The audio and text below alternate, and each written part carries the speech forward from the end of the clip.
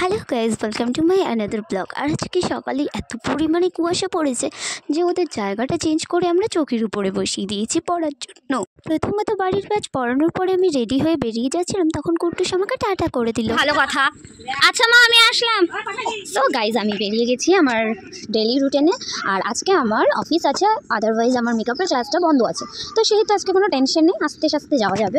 Otherwise প্রত্যেক দিন এত তাড়াহুড়ো লেগে যায়, এখানে একটু ওখানে একটু, মানে আমার জান বেরিয়ে যায়। তো সেহেতু আজকে আর সমস্যা নেই। তো চলো, এখন আমি হেঁটে হেঁটেই যাবো আজকে আর কোনো টোটোতে উঠবো না। তারপরে একেবারে অফিসে যেয়ে তোমাদের সাথে আবার দেখা হচ্ছে। তো আমি অফিসে চলে এসেছিলাম, আর অফিসে এসে আমার ডিউটি শুরু হয়ে গেছিলো। এবং আজকে অনেকগুলো ফোন কলস ছিল, যেহেতু আমার ফোন কলস করাটাই আমার কাজ, তাই অনেকগুলো ফোন কল করলাম। তারপরে আমার কাজের টাইম যখন শেষ হয়ে গেল, তখন আমি বেরিয়ে গেলাম। আর হেঁটে হেঁটে যাচ্ছিলাম, তখনই সাডেনলি দিদি আমাকে কল করলো যে আমাদের বাড়িতে কিছু লোক এসছে। তো আমি দিদিকে বললাম যে সে কি বাড়ি যাচ্ছে? তো তখন দিদি বলছিল হ্যাঁ আমি বাড়ি যাচ্ছি, বাট ও যে আমার পেছনে আছে সেটা বুঝতে পারি। দেন সাডেনলি দিদির সাথে দেখা হয়ে গেল এবং দুজন মিলে একসাথেই যাচ্ছিলাম। আরে আমি তো ওই যে পুচকির কাছে আসলাম। কি করছো তুমি? ম্যাগি করছো? ম্যাগি খাচ্ছিলে তুমি? ওরে বাবা রে, ঠান্ডা। কেমন আছিস?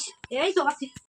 আমি, দিদি, বাবা আর একজন ছিল আমাদের সাথে, আমরা চারজন মিলে গেছিলাম এই মামির কাছে। এনার শরীরটা খুব একটা ভালো না, যার জন্য এনার সাথে দেখা করতে গেছিলাম। এবং তারপরে আমি সাডেনলি বেরিয়ে যাই, যেহেতু আমার পড়ানো আছে তাই আমি পড়াতে চলে এসেছিলাম। এবং যেহেতু অফিস থেকে বাড়ি যাইনি তাই ব্যাগপত্র নিয়ে চলে এসেছি। আর এদিকে জিমি আমাকে দেখে ডাকছিল। এত কুয়াশা।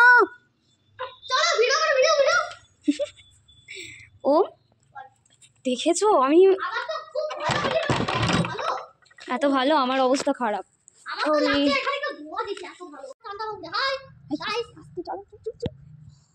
চলো চলো চলো চলো, তোমার ব্যাগটা রেখে তারপর আমাকে বাড়ি যেতে হবে। Oh just looking like a wow, চারপাশে এত, ও বাবা, মাই গুডনেস। কি এটা, চারপাশে দেখা পর্যন্ত যাচ্ছে না। আমি রাত্রে পড়িয়ে বাড়ি যাচ্ছিলাম এবং বাইরের এত পরিমাণে কুয়াশা, দেখো চারদিকটা তোমরা দেখতেই পাচ্ছ কতটা পরিমাণে কুয়াশাটা জমেছে। এবং সত্যি বলতে ফোনে যতটা না দেখা যাচ্ছে তার থেকে বেশি রিয়েলে দেখা যাচ্ছিল।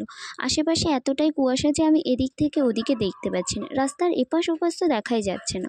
খুব কষ্ট করে বাড়ির দিকটা এসেছিলাম। আর এই দেখো কতটা পরিমাণে অন্ধকার, রাস্তায় যেমন লাইট নেই তেমনই কুয়াশাতে ভরেছিল। আমার তো একটু আসতে কষ্টই হচ্ছিল, সাথে ভয়ও করছিল, কিন্তু কি করা যাবে, আসতে তো হবে। তো ফটাফট তারপর আমি বাড়ি চলে আসলাম এবং খাওয়া দাওয়া করে চলে আসলাম একেবারে বিছানার ভেতরে ঘুমানোর জন্য।